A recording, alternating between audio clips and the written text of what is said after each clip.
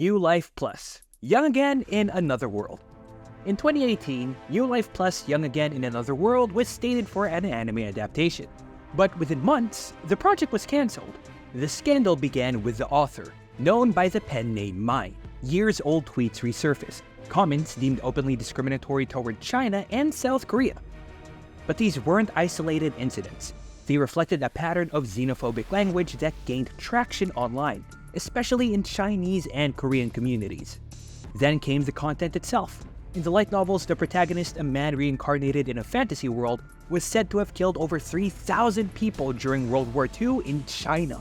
The line, reported by People's Daily Online, turned the spotlight on how the novel portrayed real-world war crimes.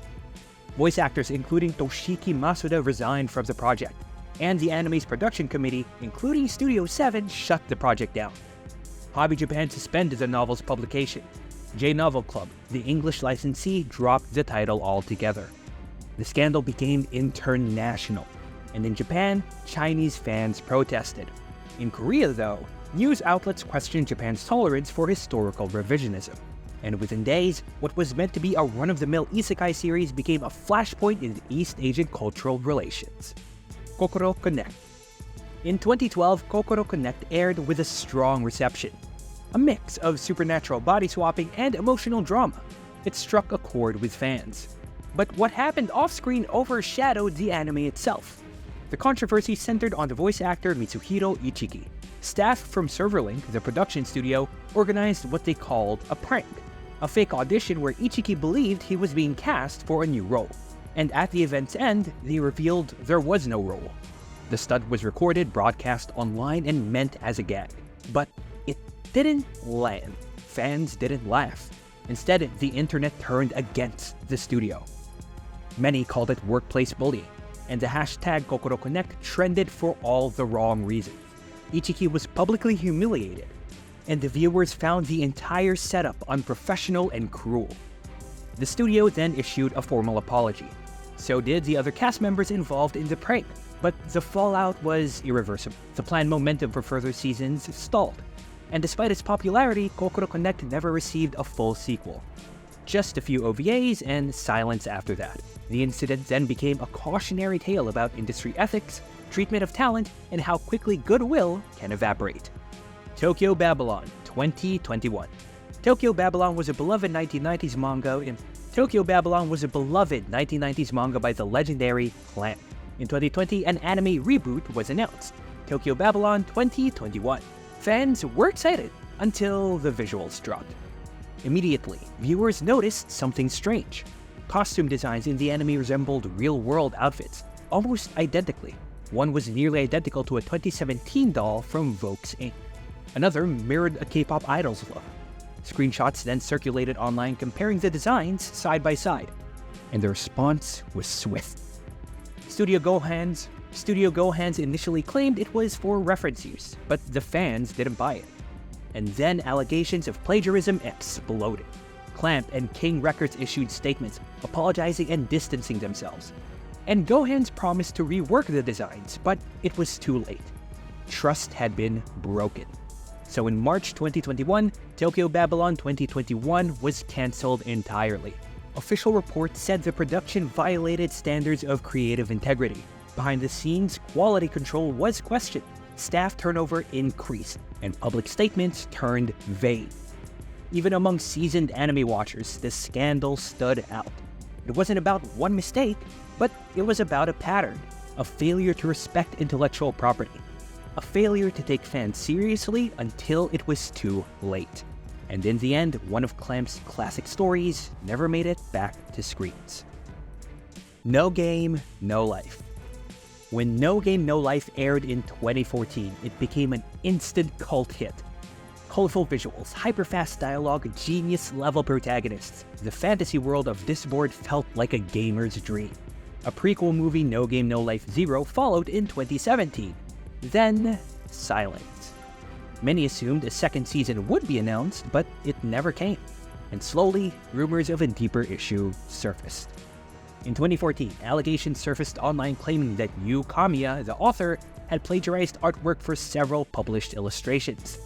Artists shared side-by-side comparisons of Kamiya's work and existing fan art, showing near-identical poses, perspectives, and compositions. Kamiya issued a public apology and offered private settlements to affected artists, and some accepted. But for Madhouse, the studio behind the anime, the issue was a reputational risk. Combined with Kamiya's past criticism of anime industry practices and the studio's own tight production schedules, the chances of a second season faded. Over time, fans moved on, but the show remains frozen, trapped between unresolved controversies and an industry unwilling to risk a further scandal. Please tell me Galko-chan. In 2016, Please Tell Me Galko-chan debuted as a series of short anime episodes. It was light, quirky, and educational, tackling awkward teen issues with humor and honesty. Adapted from Kenya Suzuki's manga, it stood out for how candid it was. Then, in 2021, everything disappeared. Kenya Suzuki was arrested in Japan for importing illegal child sexual abuse material from Germany. Authorities found USBs and discs in his possession, and the news spread quickly, and it wasn't just the man that fell. Suzuki's manga was pulled, the anime was delisted, and social media pages, merchandise, and even legal distribution platforms erased all traces of Galko-chan. Suzuki later received a suspended sentence. He wasn't imprisoned, but was effectively placed on probation. He did issue an apology though, but it did nothing. No publisher, no studio, and no platform wanted to associate with a convicted pedophile. Galko-chan was dead.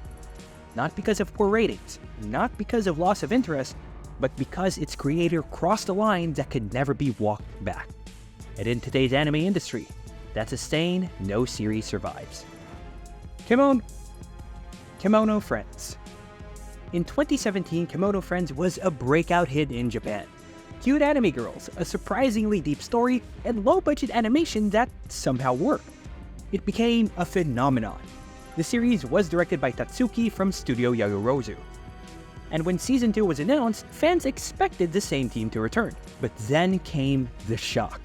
Tatsuki was out, Studio Yagorozu was gone, and Kadokawa, the company that owned the IP, had replaced them without warning. Fans were furious. Tatsuki posted on Twitter that he'd been removed without explanation. And later, he revealed he hadn't even been paid royalties for his work on Season 1. Kadokawa claimed there had been a miscommunication, that Tatsuki had used the IP without full permission, but that didn't satisfy anyone. The backlash hit hard. Viewers protested, merchandise sales slowed, and Kadokawa's parent company saw a dip in stock prices. Then the second season aired, but without Tatsuki's direction, it flopped. Reviews were brutal and viewership dropped. After Season 2, the anime quietly vanished. Kemono Friends had all the ingredients of a lasting franchise, but it fell apart. Not because of poor storytelling, but because of mishandled trust, unpaid creators, and a public scandal that never went away. Recovery of an MMO Junkie. Recovery of an MMO Junkie offered something different. A grounded romance, a female lead in her 30s. No overpowered fantasies. Just two people meeting online, struggling with real-world loneliness. It was refreshing and successful. But just as it started to gain momentum, viewers uncovered something disturbing.